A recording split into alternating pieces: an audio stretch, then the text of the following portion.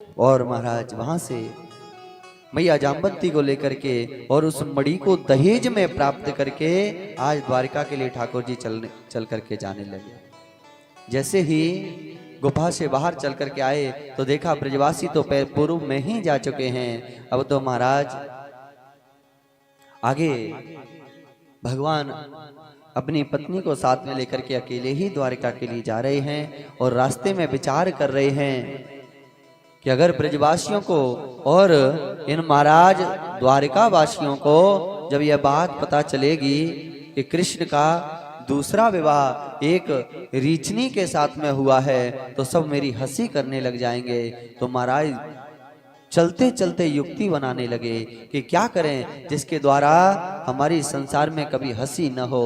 तो महाराज एक सुंदर सा विचार मन में आ गया, एक सुंदर सी महाराज इनको बात याद आ गई। इन्होंने उसी समय महाराज समझाया रास्ते में अपनी पत्नी जाम्बवती को, कहा देवी जिस समय तुम द्वारिका हमारे पास पहुंचोगी तो द्वारिका वासी तुम्हारा मुख मंडल का दर्शन करने के लिए चल करके आएंगे, लेकिन तुम अपने घूंघट को मत उठाना, किसी को अपने मुख के दर्शन मत कराना। महाराज महारानी जाम्बवती ने पूछ लिया, कहा प्रभु कब तक दर्शन न कराएं? कहा जब तक मेरा इशारा न मिले, जब तक मैं ना कहूं तब तक किसी को भी अपने मुख के दर्शन मत कराना। हमारे कृष्ण से बड़ा नीतिज्ञ कौन हो सकता है?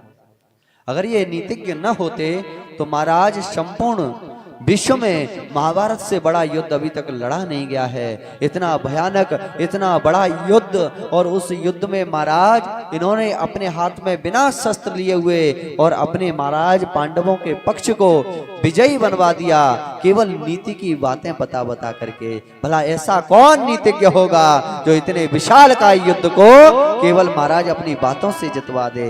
इतना बड़ा नीतिज्ञ तो कोई हो ही नहीं सकता। महाराज ऐसे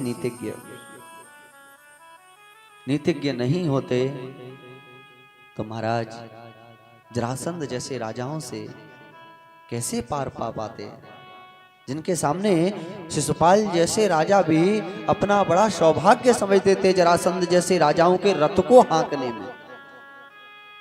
जैसे आजकल महाराज किसी मंत्री के बगल में कोई फोटो खिंचवा ले तो स्वयं को मंत्री ही समझने लग जाता है, उसी प्रकार से शिशुपाल जैसे बड़े बड़े राजा महाराज जिस जरासंध के समक्ष जाकर के और उनके रथ को हाँकने में अपना सौभाग्य समझते थे।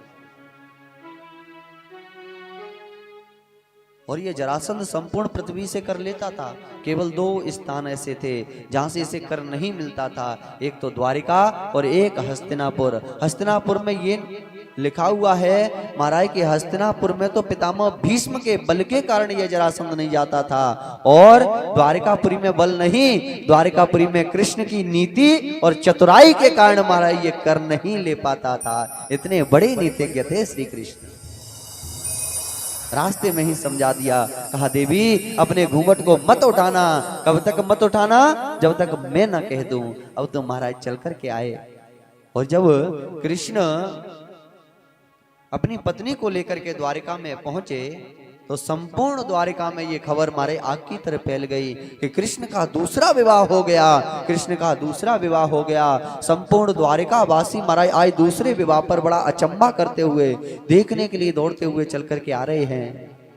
और एक चौपाल के महाराज ऊपर भगवती रुक्मिणी महारानी और भगवान कृष्ण को बिठाया गया।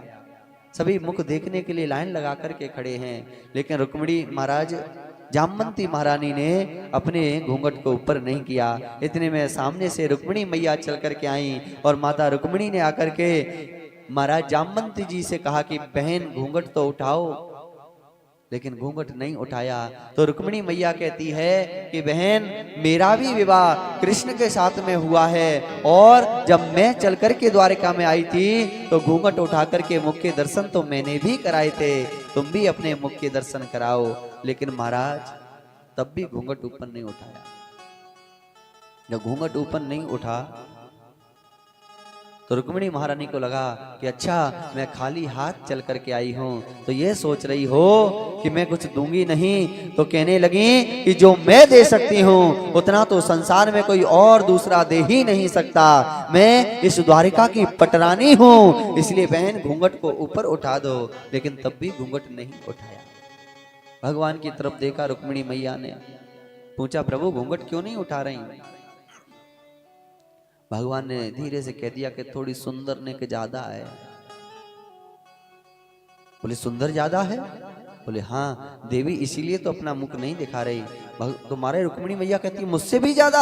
भगवान कहते हैं हाँ देवी तुमसे भी ज्यादा सुंदर है। अब तुम्हारा क्रोध आ गया और कहा कि अब तक यह कैसी भी रही हो, लेकिन अगर यह अपने घूंघट को उठाएगी तो अब इसका स्वरूप केवल मेरे जैसा बन करके रह जाएगा। इसकी जो भी सुंदरता है वो सब नष्ट हो जाएगी।